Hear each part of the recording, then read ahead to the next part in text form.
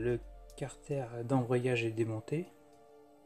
Donc je vous montre le joint qu'on va absolument changer, hein, parce que vu l'état, ça n'a plus être étanche du tout. Voilà, donc on a acheté des joints neufs et on va tout nettoyer de façon à mettre un nouveau joint. Donc voilà, j'ai reçu les nouveaux disques, quand même une autre tête. Et donc, ce qu'il faut savoir, c'est que au niveau des disques de compression, donc, on a un côté qui est plus usé, légèrement plus usé. Vous voyez, les dents sont légèrement émoussées d'un côté et pas de l'autre. Donc le côté émoussé se met vers l'intérieur. Voilà. Ça, c'est la chose à savoir pour que ça coulisse bien sur le plateau.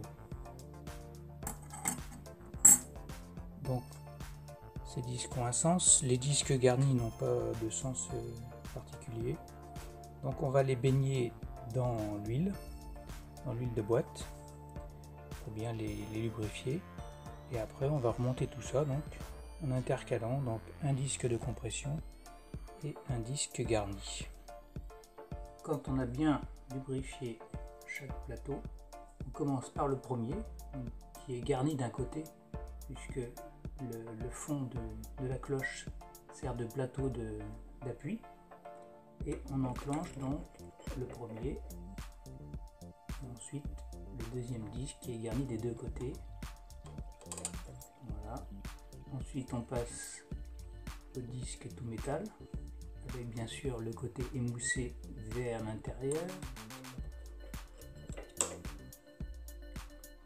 On passe à l'autre disque,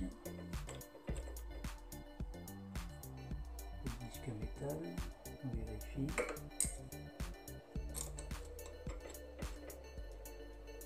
Le dernier disque garni des deux côtés.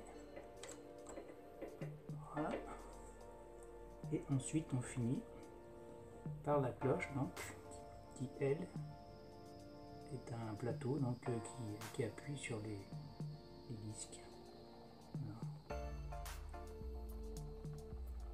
On va bien graisser tout ça.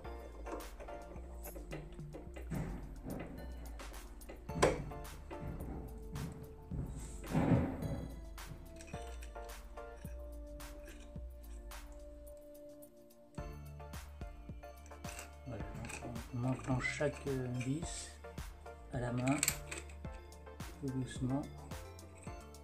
On va bien trouver le filetage.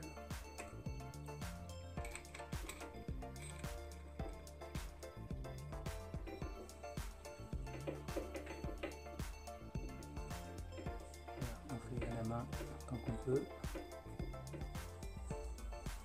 Et ensuite on passe à la clé.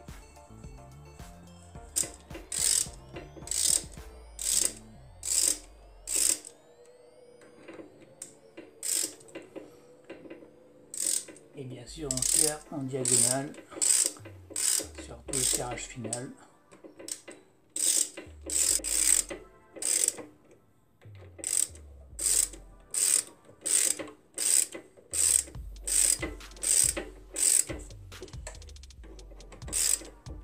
Donc au niveau serrage, une fois que ça force, on met un petit coup de plus, ça suffit.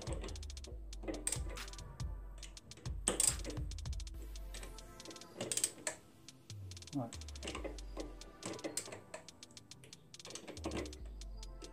Et voilà. Donc maintenant il ne reste plus qu'à mettre le carter avec son joint neuf.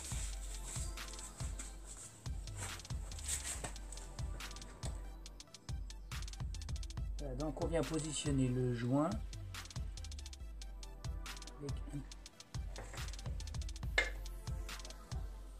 et maintenant on peut refermer avec les 5 vis.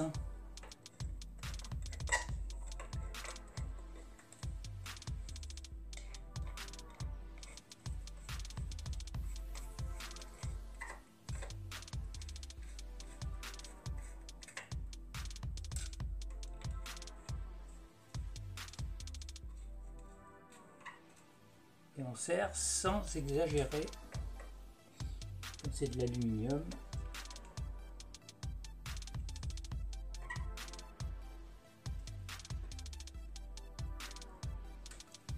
Et voilà, il n'y aura plus qu'à monter la pédale de démarrage, enlever le cale-piston, rebrancher la bougie. Et voilà, pas très compliqué, c'est à la portée de tout le monde. Donc une fois que tout ça est terminé, on redévisse le bouchon de vidange de la boîte, donc qui fait aussi embrayage en même temps, et on remplit avec la quantité d'huile nécessaire. Sur ce moteur, c'est 0,750 ml d'huile de boîte. Voilà. Et après, c'est bon. On peut tester. Sur ce, je vous dis à une prochaine fois. Ciao, ciao!